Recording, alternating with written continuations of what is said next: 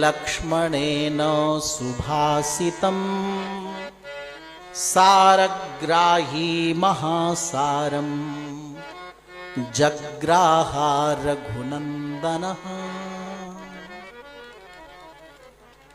परिवार, समाज और राष्ट्र को अगर व्यवस्थित करना है तो राम जी जैसा बनना पड़ेगा। सारग्राही महासारम जग्राह रघुनंदनः। ये नहीं कि आपके घर में कोई पत्नी भी अच्छी बात अगर कहती तो उसको भी मानो। कैसे पत्नी क्या होता है, ऐसा नहीं। कोई बेटा भी है आपकी अच्छी बात कहता है तो उसको भी स्वीकार करो। बड़े होते हुए भी, समर्थ होते हुए भी, सर्वज्ञ होते हुए भी, परब्रह्म परमात्मा होते हुए भी प्रभु राम छोटे भ्राता लक्ष्मण की बात को ग्रहण कर लिए, स्वीकार कर लिए। तुरंत उनका क्रोध शांत हो गया। सारग्राही महासारम जग्राह रघुनंदनः। कोई सारभूत बात हो, कोई तत्व की बात हो, हित की बात हो, अपने कल्याण की बात हो, न्यायोचित बात हो, आपका सेवक भी कहे, पत्नी भी कहे, तो भी उसको स्वीकार कर लेना चाहिए, जैसे राम जी ने किया।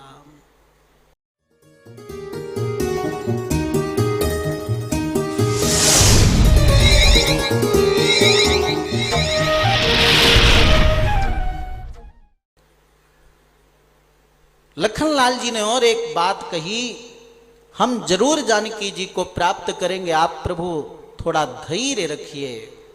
उत्साहवंतो ही नरा न लोके सीदंति कर्मस्वति दुष्करेषु। कितना कठिन समय हो, अगर व्यक्ति उत्साह रखकर मनोबल से, धैर्य से अपने लक्ष्य की ओर बढ़ता है तो अवश्य अपने उद्देश्य को प्राप्त करता है। जैसे श्री राम लक्ष्मण आगे बढ़े तो देखा कुछ डालें टूटी पड़ी हैं, रक्त की धारा बहती जमीन में दिखी, कई वहां रथ के टुकड़े पड़े मिले।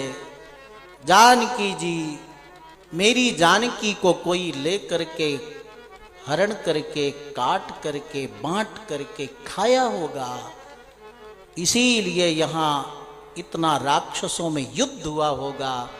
वृक्ष टूटे हैं, रथखंड टूटा है, रक्तधारा दिख रही है। हाय जानकी, अब तो मेरे प्राण भी निकल जाए। सामने दृष्टि पड़ी, अरे देखो लक्ष्मण, अभी भी कोई राक्षस जमीन में पड़ा है अधमरा। जानकी को काट कर बांटा होगा खाने के लिए, इसलिए अभी भी कोई पड़ा है अधमरा, लाओ मेरे बाण को भी समाप्त करता हूं। तब जटायु जी अंतिम श्वास गिन रहे थे, बोले भगवन, जैसे कोई वैद्य औषधि को बन बन में खोजता है, वैसे औषधि की तरह बन बन में जानकी जी को खोजने वाले राघव, मुझ मरे को आप क्या मारोगे? मेरे प्राण और जानकी दोनों को लेकर रावण पहले ही जा चुका है। कई लोग प्रश्न करते हैं कि जब जटायु जी ने बता दिया कि रावण ने जानकी का हरण किया तो फिर खोजने की जरूरत क्या है? लेकिन चोर व्यक्ति कोई वस्तु चुराता है तो अपने पास नहीं रखता, उसको अन्यत्र रखता है, इसलिए सर्वत्र खोजने की जरूरत थी। प्रभु राम सुनते ही कि जटायु महाराज हैं, दौड़ते आए हैं, दशा देख करके गोद में उठाया, उनके रक्त को अपने वस्त्र से प्रभु राम ने पोंछा है। बड़ी पीड़ा हो रही है राघव, कैसे खड्ग से मेरे चोंच को, पंजे को, पंख को रावण ने काटे। पीड़ा देख करके जटायु जी की प्रभु राम करुणा निधान इसीलिए हैं, कपड़े को मुख में लगाया, गरम किया और जटायु जी के घाव में सिकाई किया है।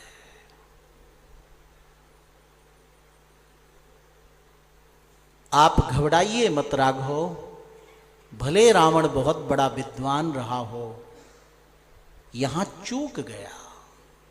बिंद नाम के मुहूर्त में उसने जानकी जी को चुराया है, और जो बिंद नाम के मुहूर्त में वस्तु चोरी जाती हो जरूर मिल जाती है। आपकी जानकी अवश्य आपको प्राप्त होगी। आप स्वस्थ हो जाइए, अभी मैं स्वस्थ कर देता हूं। नहीं प्रभु,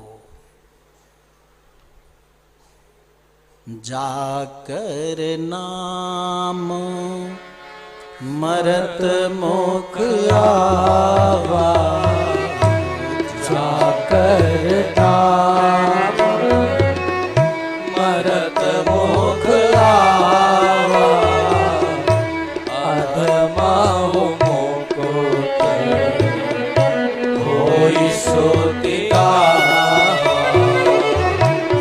अधमाहु मुकुट होई सुति गावा, सोमलोचन गोचर आगे, सोमलोचन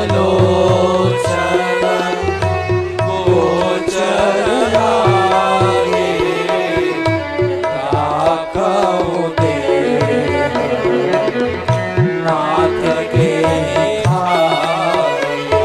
कितने उच्च कोटि के भक्त हैं, इसलिए जटायु जी को महाभागवत शब्द से कहा है।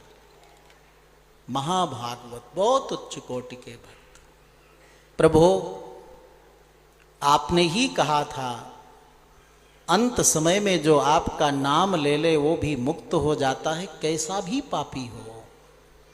और आज मुझ जैसा बड़भागी, सौभाग्यशाली, परम बड़भागी कि आपकी गोद में मैं हूं, आपका दर्शन पा रहा हूं।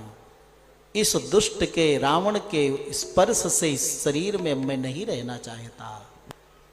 अब तो आप मुझे कृपा करिए, अपना सानिध्य प्रदान करिए। राम जी ने कहा, मैं नहीं, आप स्वयं अपने सत्कर्मों के द्वारा 4 मोक्ष में, 4 प्रकार की मुक्ति में जो सारूप्य नाम की मुक्ति है वो मैं तुम्हें अभी प्रदान करता हूं। क्यों? क्योंकि दुनिया में कोई भी व्यक्ति हो के मन माही परिहित बस जिन के मन माही, तिन कहु जग दूर नभ कछु नाहि, तिन कहु जग दूर नभ कछु नाहि। देह तजी धरि हरि रूपा, देह तरी हरि रूपा, भूषण बहुपट पीत अनूपा, भूषण बहुपट पीत अनूपा, श्याम गाल विशाल भुज चारी, श्याम गाल विशाल भुज चारी, स्तुति करत नयन भरि बारी, स्तुति करत नयन भरि बारी।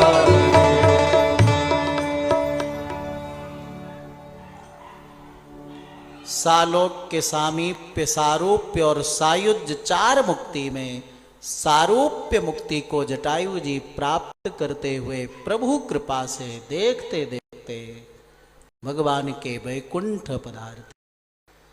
प्रभु श्री राघवेंद्र सरकार ने अपने कर कमलों से अंतिम संस्कार किया है, ब्रह्मवेद संस्कार किया।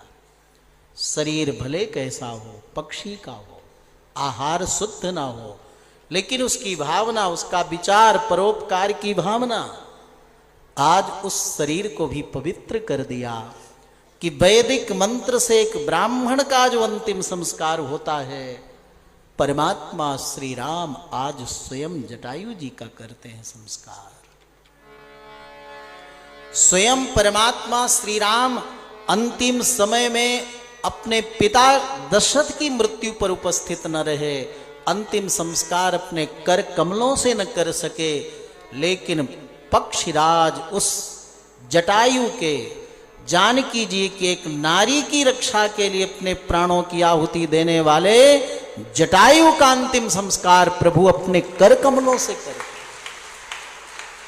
परहित बस जिनके मन, तीनों लोक में कुछ दुर्लभ नहीं, माने वैकुंठ में भी दुर्लभ नहीं। प्रभु अपने कर कमलों से ब्रह्म भेद संस्कार कर। हमारे यहाँ भावना का, अंतर गुणों का बहुत महत्व है।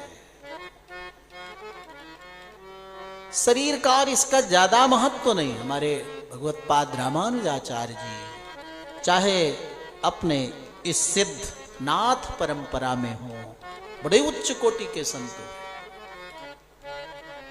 उनके अंदर के भाव, समर्पण इष्ट देव के प्रति, माता पिता गुरुजनों के प्रति, देश के प्रति, राष्ट्र के प्रति, अगर भावना उच्च है तो पूजनीय है, श्रेष्ठ है, वो प्रार्थनीय है, प्रशंसनीय है। हमने बताया था पहले दिन ही कि महाभारत और रामायण ये दोनों इतिहास ग्रंथ हैं। देखो एक एक दृष्टि डालते हैं, ये सब कैसे प्रकट हुए। रामायण और भागवत तो बहुत बाद में है, हमें समझाने के लिए आए। सबसे ऊंचा कौन है? परमात्मा। उनके मुख से ओम प्रकट हुआ, प्रणव, प्रणव से ही गायत्री, गायत्री ही वेद का मूल है, माने विस्तार है, और उसी से फिर आरण्यक है, उपनिषद है, धर्मशास्त्र है, फिर पुराण है, बहुत दूर है। क्यों? असमर्थ होने के कारण ऋषियों ने इसको विस्तार करते हुए हमें समझाने के लिए बनाया। इसलिए पुराण और इतिहास दोनों के द्वारा हम वेद के अर्थ को करें। इतिहास पुराणाभ्याम वेदार्थम समुपबृंहयेत बिभेत्यल्पश्रुताद् वेदो मामयम प्रतरिष्यति। वेद इतना कठिन है कि उसका सीधे कोई अर्थ करे तो वेद डरने लगते हैं। ये देखो खड्ग उठा करके मेरे को काटने जा रहा है, गलत अर्थ करने जा रहा है। इसलिए सही अर्थ वेद का समझने के लिए इतिहास और पुराण को हमें पढ़ना चाहिए। और जब इतिहास पुराण दोनों की तुलना करते हैं तो रामायण श्रेष्ठ मालूम पड़ती है। क्यों? क्योंकि महाभारत का सबसे बड़ा पात्र भीष्म पितामह के सामने उपस्थिति में द्रौपदी जी की लज्जा लुट रही थी।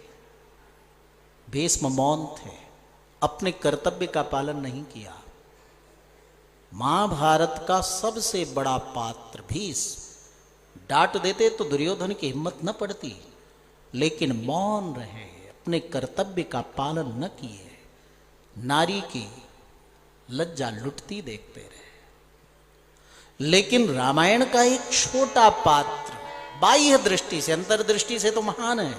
एक पक्षी जटायु, उसने एक नारी जानकी जी की रक्षा के लिए अपने प्राणों की बिना परवाह करते हुए रक्षा करता है, अपने कर्तव्य का पालन करता है। इसलिए रामायण को श्रेष्ठ माना गया है। सायुज्य मुक्ति प्रभु ने दी है। और वाल्मीकि जी ने तो कहा है कि राम इतने दुखी हुए, लक्ष्मण अब मेरा कोई और सुख बचा हो तो अग्नि से कह दे जलाकर भस्म कर दे। राज्यम नष्टो बने वासः। पहले तो राज्य मिलने वाला था, वो मिला नहीं, छिन गया, वनवास मिला। ठीक है, राज्य न मिलता, राजा न बनता, कहीं एक मकान में रहने को तो मिलता, सो भी नहीं मिला। बने वासा, राज्य छिना, वन में निवास मिला। पितामृता, अभी वो मेरा दुख पूरा भरा नहीं घाव। पिता की मृत्यु हुई, पिता मृत्यु के दुख से मैं भी नहीं उबर पाया।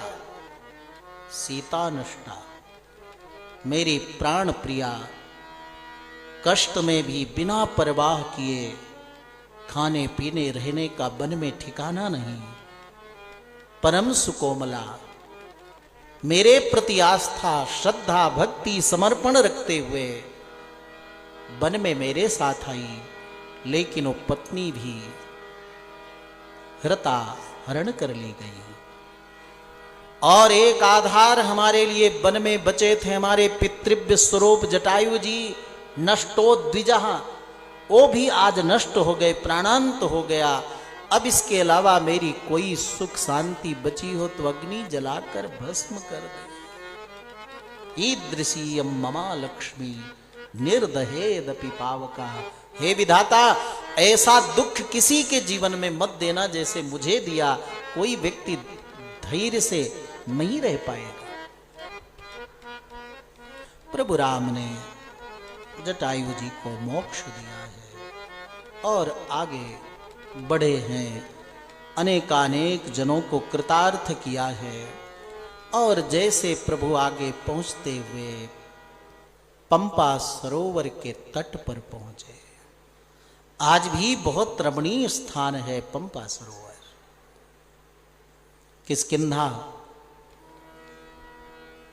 मान्यता है कि जब समुद्र पर सेतु का निर्माण हुआ, बहुत सारे पत्थर बच गए, तो सुग्रीव जी राजा थे ही बानरों के, सभी बानरों को कहा कि बाकी बचे हुए पत्थर हमारे किष्किंधापुरी में पहुंचा दो।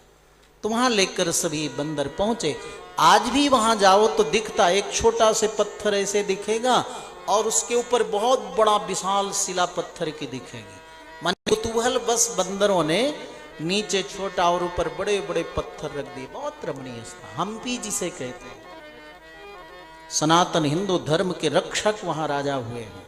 बहुत युद्ध लड़ा, बहुत विनष्ट किया दुष्टों ने राज्य को। आज वो बहुत पुरातत्व विभाग के अंतर्गत है। आज भी जमीन खनते हैं, तुम्हारा स्वर्ण आदि के सिक्के मिलते हैं। हम्पी, कभी मौका मिले तो जाइए किष्किंधा में, पंपा सरोवर में। निर्देश किया था प्रभु राम, जब पंपा सरोवर के नजदीक पहुंचे तो महाराज वहां के वृक्ष आदि से कुछ फूल पत्ते गिर रहे थे। देख करके राम जी और बहुत जानकी जी को याद करने लगे। प्रभु राम आएंगे, प्रतीक्षा रते कुछ कोटि की भक्ता है जिसका नाम सबरी है। सबर जाति में जन्म पाई है। प्रभु कृपा कटाक्ष किस पर कब हो जाए पता नहीं। वन में रहने वाली जाति सबर जाति, हिंसा आदि जिनका काम, लेकिन वो जन्म पाकर जब बड़ी हुई, युवती हुई, एक दिन देखा उसके झोपड़ी के बाहर बहुत सारे पशु बंधे हुए थे। पूछा माँ से, किस लिए पशु बंधे हैं? माँ ने कहा तुम्हारा विवाह होने वाला है और इन सबको भोज दिया जाएगा। करुणा से हृदय भर गया उस देवी का। रात में बिना बताए वन में निकल पड़ी। नाम था सबरी। चलते चलते जंगलों में कहाँ पहुंची? किष्किंधा में। पता चला बड़े कुछ कोटि के संत हैं, उनके सन्निधि में गई। उन्होंने पहले तो उस मन में बहुत दैन्य भाव है ना, दैन्य भाव के भक्तों को प्रभु शीघ्र कृपा करते हैं। हीन जाति में जन्म ली हूं, नारी हूं, अनपढ़ हूं, मुझे कोई कैसे रखेगा अपने आश्रम में। लेकिन सेवा तो करनी ही है संतों की। तो दिन भर लकड़ियां इकट्ठा करती, फल इकट्ठा करती, रात्रि में महात्माओं के आश्रम के द्वार पर फल और लकड़ियों का गट्ठर रख देती। समय बहुत बीता, लोग पा करके प्रसन्न भी होते, लेकिन एक ऐसे उच्च कोटि के संत थे जिन्होंने देखा कोई ये निष्काम भाव से सेवा कर रहा उच्च कोटि का भक्त होगा। शिष्यों को लगाया, रात दिन जगे, देखा, पकड़ा, दुखी हो गई, छोड़ दो, अब ऐसा काम नहीं करोगे। नहीं नहीं, हमारे गुरुदेव बड़े उच्च कोटि के संत हैं, दर्शन करो। गुरुदेव ने देखा, भले सवर जाति में है, नारी है, अनपढ़ है, लेकिन इसके अंदर जो ज्योति है ना, चेतना है ना, कई जन्मों की कमाई है इसकी। और टिमटिमाते हुए तारे को अंदर आत्म तत्व को देखा, ये उच्च कोटि की भक्ता है। और अगर ये इस पंपा सरोवर तट पर रह गई तो इसके लिए प्रभु राम पधारेंगे और यहां के ऋषि मुनियों को भी दर्शन प्राप्त हो जाएगा। यही अंतस तत्व ही तो है सब कुछ हो। जितना दीपक में तेज अधिक है, प्रकाश ज्यादा है, उतना वो श्रेष्ठ है। हो, सीधी सी बात है। और ये सब सम दम साधन भजन कथा पूजन जप तप यज्ञ अनुष्ठान जो भी किया जाता है केवल उसे लिए स्थान दिया।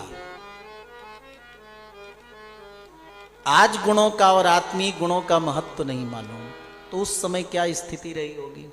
बड़ा अपवाद हुआ, लोगों ने कहा देखो कैसे महात्मा, एक तो दीनहीन जाति में जन्म और कैसे रख लिया आश्रम में। बड़ा अपवाद हुआ महाराज। फिर भी उच्च कोटि के जो बुद्ध महापुरुष होते हैं किसी के अपवाद पर नहीं जाते। वो सत्य तथ्य और वास्तविकता के लिए अडिग रहते हैं, धैर्यता से आगे बढ़ते हैं। अडिग रहे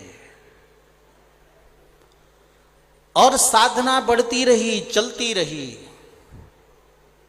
जब परम धाम जाना हुआ तो चरणों में गिरकर सबरी ने पूछा, क्या मुझे इस जन्म में प्रभु का दर्शन न होगा? गुरुदेव ने कहा होगा। ये मत पूछना कि कब होगा, बस प्रतीक्षा करना और ऐसा समझना कि हर दिन प्रभु तेरे यहाँ आएंगे। कभी किसी पल किसी समय आ सकते हैं, ऐसी प्रतीक्षा तुम करना। गुरुदेव तो पधार गए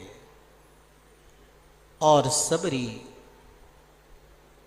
नित्य प्रति गुरुदेव की प्रार्थना आज्ञा आदेश के अनुसार वैसा ही करती। प्रभु आएंगे, पंपा सरोवर में स्नान करेंगे, संध्या वंदन करेंगे और पंपा सरोवर से फिर हमारे आश्रम की ओर आएंगे तो प्रतिदिन मार्ग को बुहारती है, कांटे कंकड़ पत्थर हटाती है, फूल बिछाती है, जल छिड़कती है और अपने कुटिया के द्वार से लेकर के पूरा फूल बिछाकर एक पाटा रखकर, आसन रखकर, फूल रखकर, फलों को रखकर प्रतीक्षा करती है। बड़े सुंदर सुंदर भक्तों ने भजन भी बनाए हैं। दो दो पंक्ति अनुभव कर ले। सबरी संवारे रास्ता, आएंगे राम जी। सबरी संवारे रास्ता, आएंगे राम जी। सबरी सवार रास्ता, आएंगे राम जी। सबरी सवार रास्ता, आएंगे राम जी।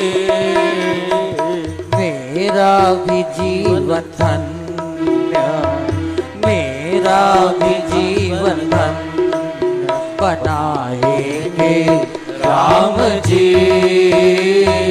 मेरा भी जीवन धन्य बनाएंगे राम जी।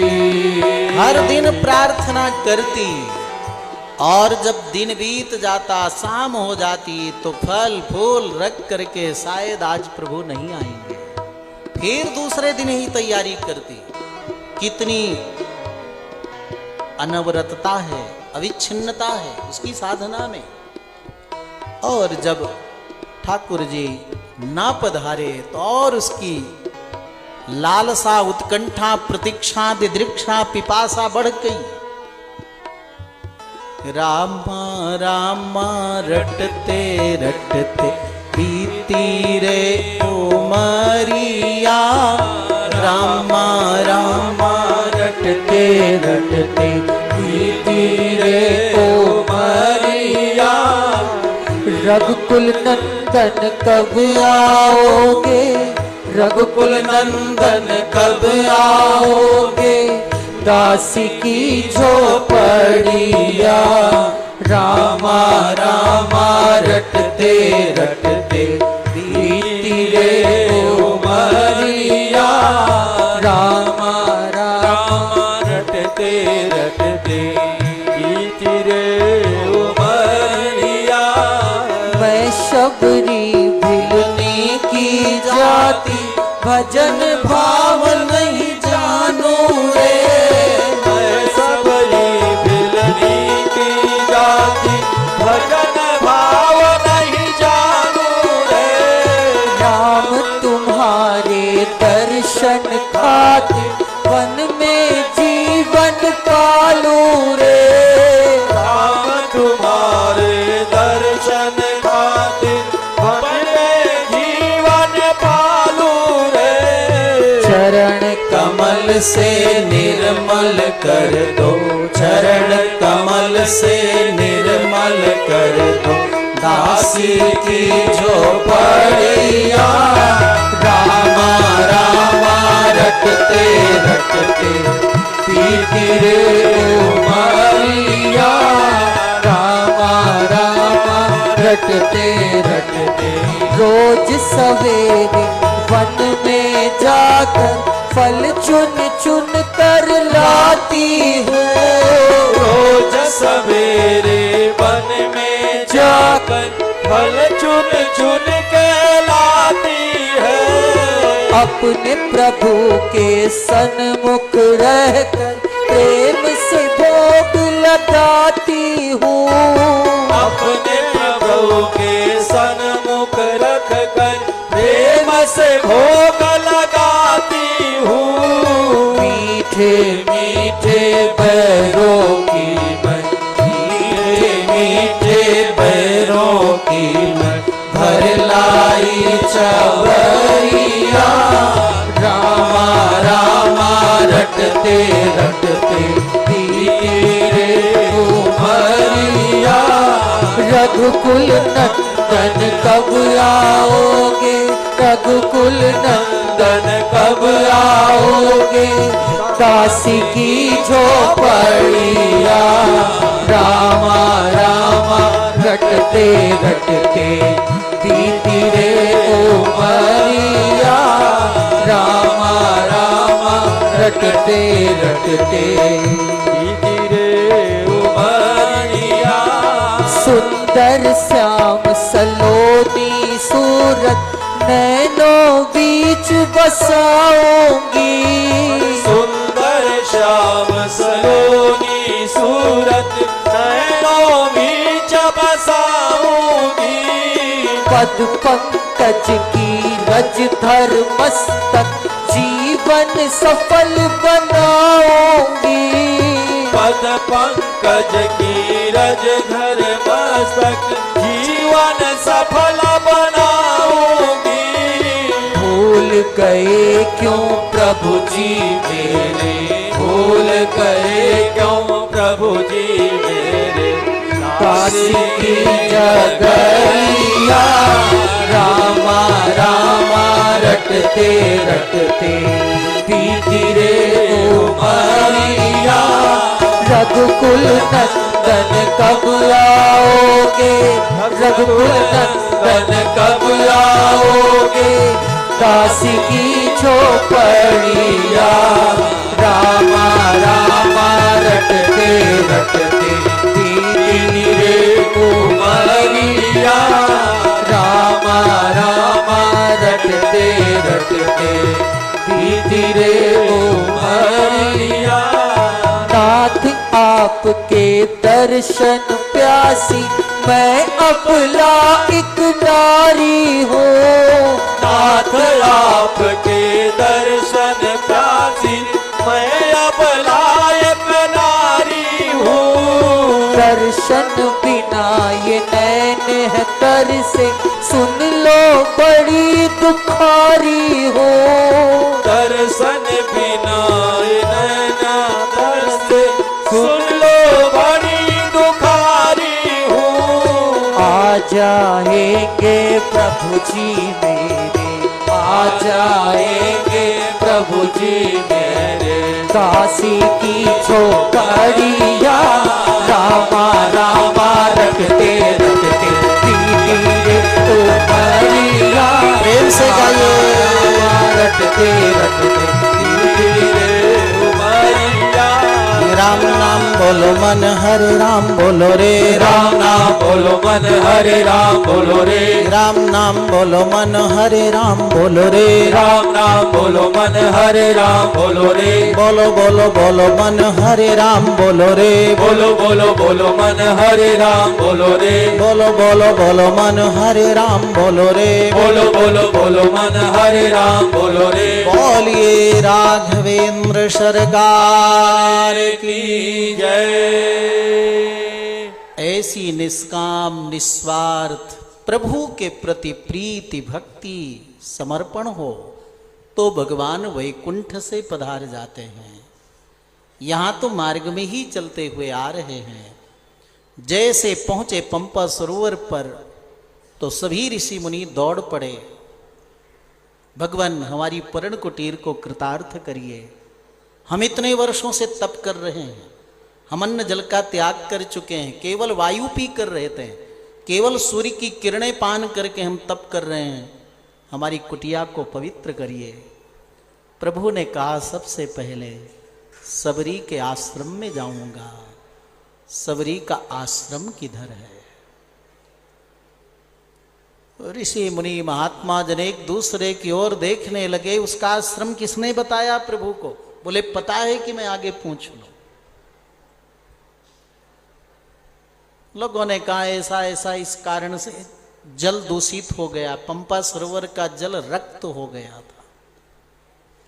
तो और लोगों का संदेह बढ़ गया, कुछ गड़बड़ी है तभी हुआ है।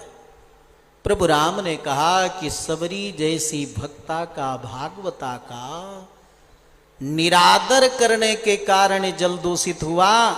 सबरी का चरण प्रक्षालित जल डाल दिया गया तो पूरा जल निर्मल हो गया।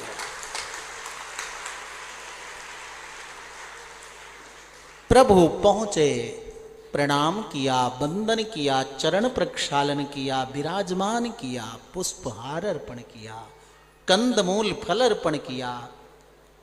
प्रभु राम ने क्या पूछा मालूम है?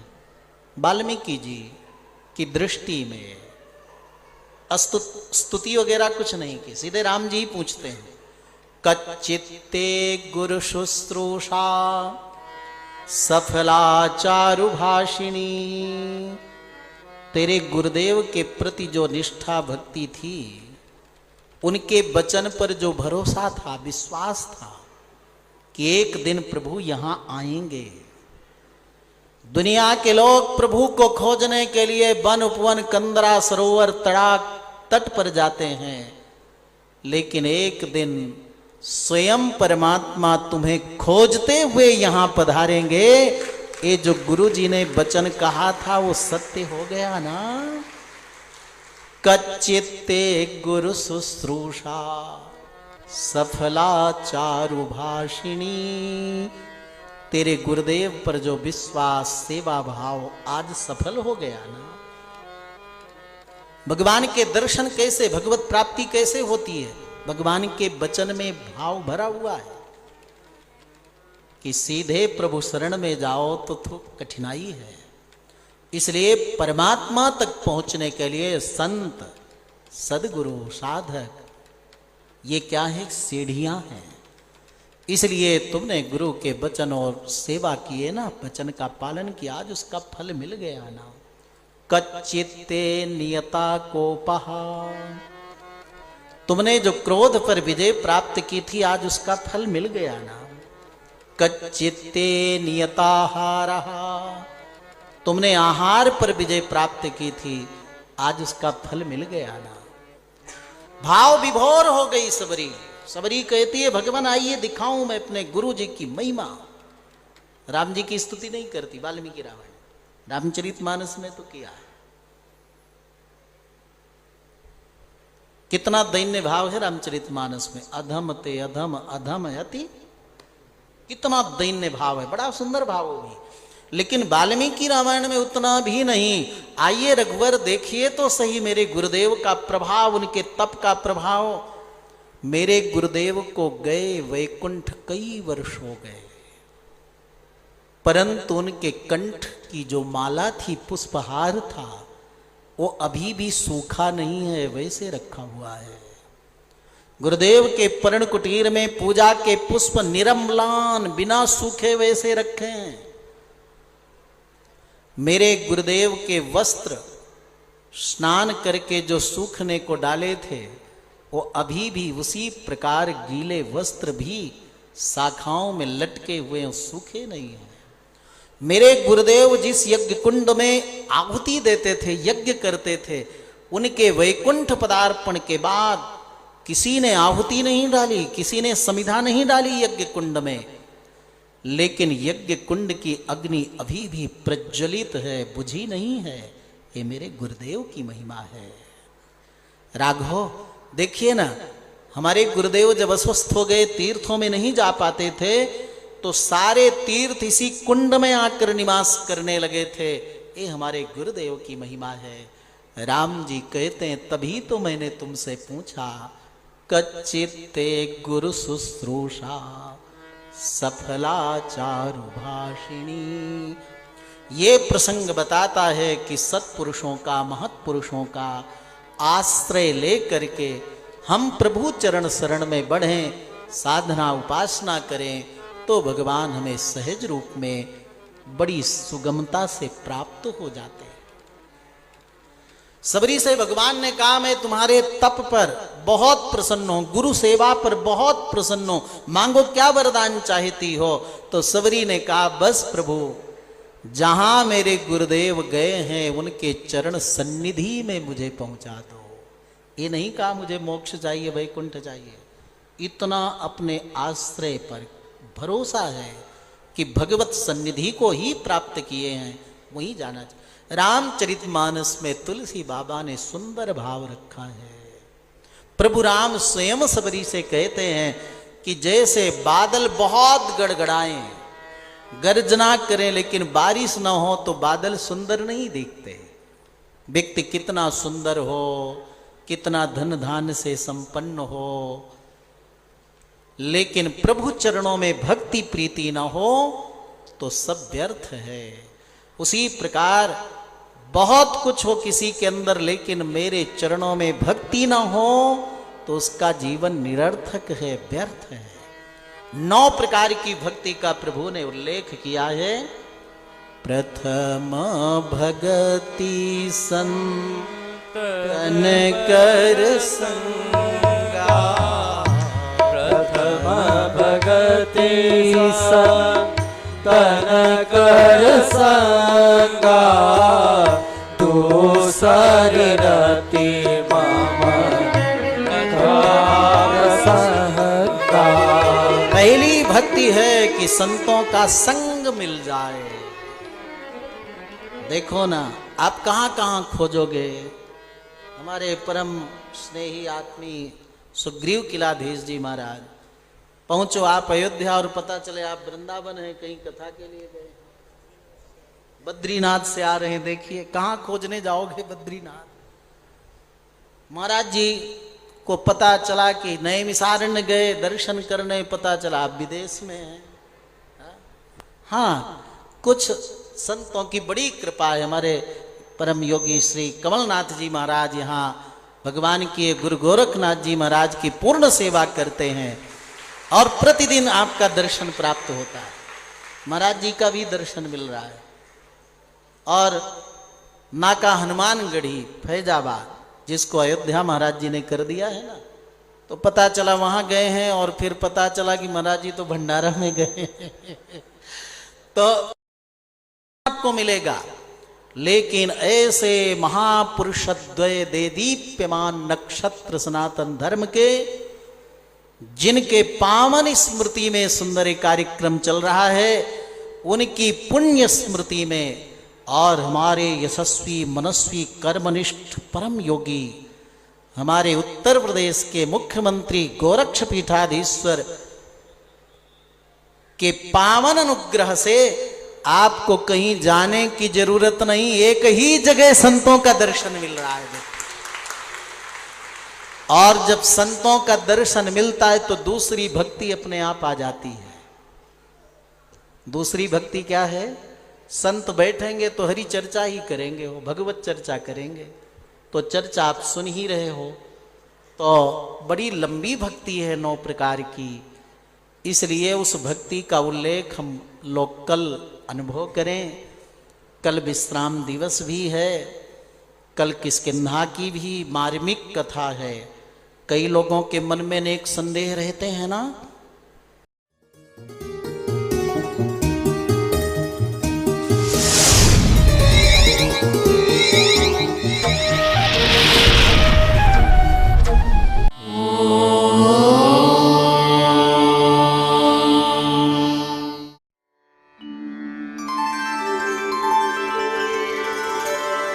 विना वेङ्कटेशं ननाथो ननाथः सदा वेङ्कटेशं स्मरामि स्मरामि। हरे वेङ्कटेश प्रसीद प्रसीद। प्रियं वेङ्कटेश प्रयच्छ प्रयच्छ।